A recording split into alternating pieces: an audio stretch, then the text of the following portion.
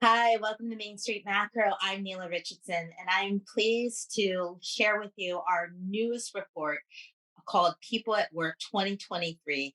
In this report, we asked over 32,000 workers in 17 countries around the world, including Europe, North America, Latin America, and the Asia Pacific region, about their experiences in the workplace.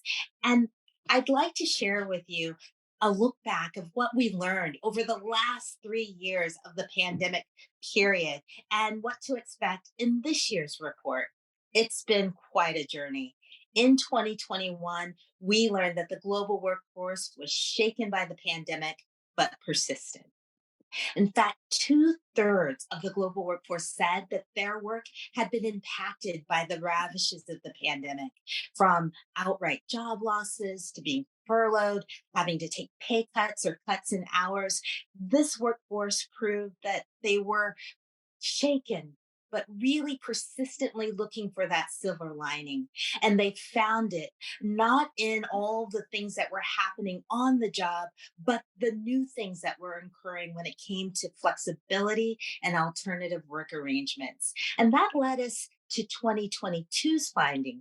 In 2022, we found that the global workforce was on the move. In fact, 7 in 10 workers were saying that they were looking at a new job in the next 12 months, looking to make a change, to rebalance their lives between home and work.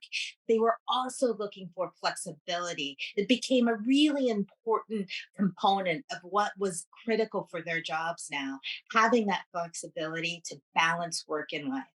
And then that brings us to this year's study, because along with all the other lessons that we learned in the workforce, we've seen that in 2023, there is a renewed focus on careers.